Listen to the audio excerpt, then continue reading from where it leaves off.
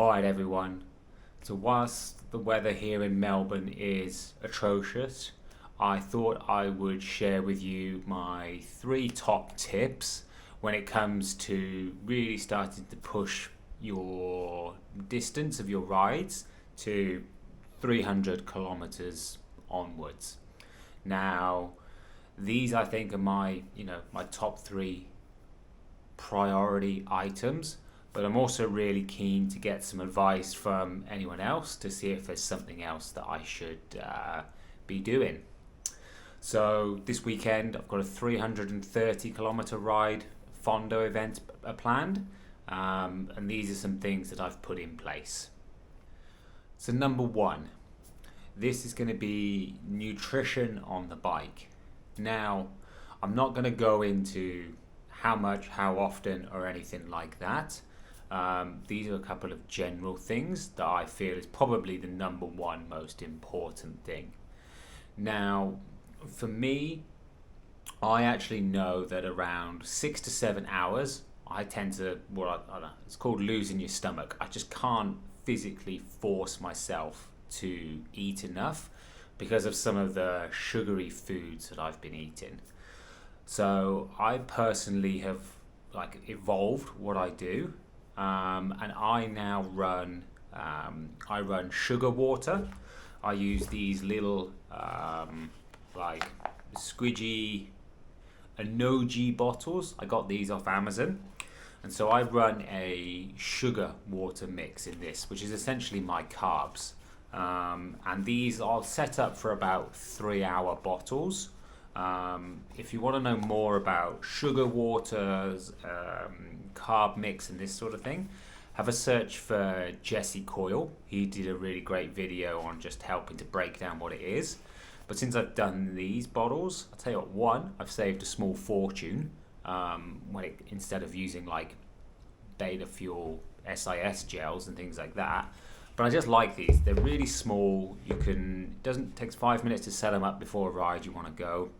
And once you've used them, they just collapse down and you jam them into your jersey pocket. So I really recommend using these. And it also means then that I can just run straight water in my bottles. Another thing with the nutrition on the bike that I can't recommend enough is actually just practicing how you're going to be taking your nutrition whilst riding. You don't want to be, riding, having a stop just to open a banana because you can't bite it open. You don't want to lose a group that you're riding with, and you want to be able to easily access the food that you've got with you on your bike. Now, one thing I also take with me is fruitcake, because per 100 grams of fruitcake, it's like 70 grams of carbs. It's brilliant.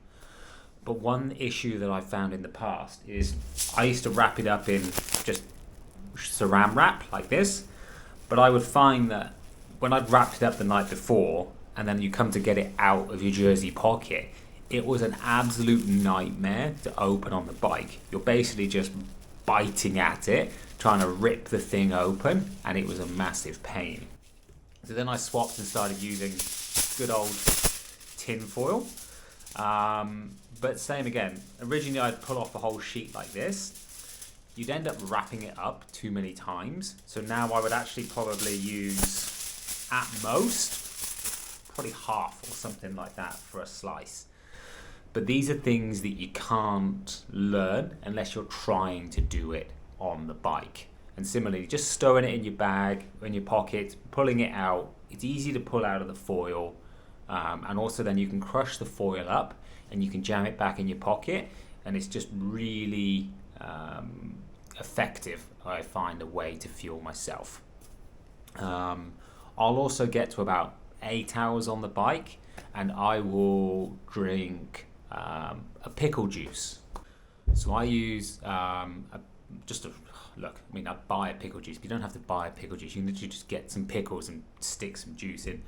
But this just helps me just equal out my stomach, and I feel then it just enables me to just carry on eating as I need. So with this kind of combo of sugar waters, cake and a bit of food and some pickle juice at about 7 or 8 hours, I'm normally good up to about sort of, 12 hours on the bike. So that's what I find works really well for me. But let me know if you've got any suggestions on this one. Number 2. This one is one that I've probably only been doing for the last 12 months, and that's more I would class as training with fatigue. Now, what I mean by that is when you are going to start riding these rides that are, really go 4, 6, 8, 10 hours, you have to accept the fact that your muscles are going to hurt. You've been riding, you've been sat in the same position for 100, 150, 200k, whatever. At this point, your legs aren't going to feel as fresh as they did when you first got on the bike. But the reality of it is, your legs will still work. The only thing that's starting to hold you back at this point is the mushy thing in your head going, I'm tired, you need to have a rest. So learning to, go out for a 4 or 5 hour ride, push on a little bit for those first few hours and build up that fatigue in your legs, but then still keep pushing. It starts to make you build up that little bit more of a mental resilience that is so important when you start to get into durations that are double digits. Number 3 for me is comfort on the bike. Now, the best way that I can highlight this is currently on my SL7, I run a 130mm stem with a negative 12 degree fall on it, which is a pretty aggressive and racy geometry. And I find that personally just very comfortable up to 6 hours. Now, after 6 hours-ish of riding, it's not my wrists or my back or anything like that that's sore, it's my neck. My body's just not used to, when I'm down in that really low position, having to hold my head down like that. So when I am going to go anything beyond, say, 6 hours, I swap the stem out on my bike from a 130 negative 12 to a 110 negative 6, and that just brings me much more upright on the bike.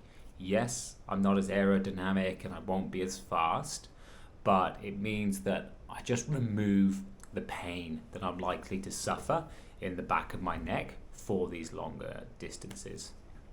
With the ride that I'm going to do as well this weekend, I recently as well, I just swapped out the bar tape, and I've actually put on one that's got a bit more gel cushioning in the bar tape. Once again, just to make it a little bit more comfy so that I can just have that all day. I don't know, we'll call it comfort, but sitting on a saddle for 12 hours is never going to be the most comfortable thing in the world. So that's it. Those are my top 3 tips for really starting to push your distances and actually make them a little bit more enjoyable. But let me know, what are some of the tips that you found have worked for yourself?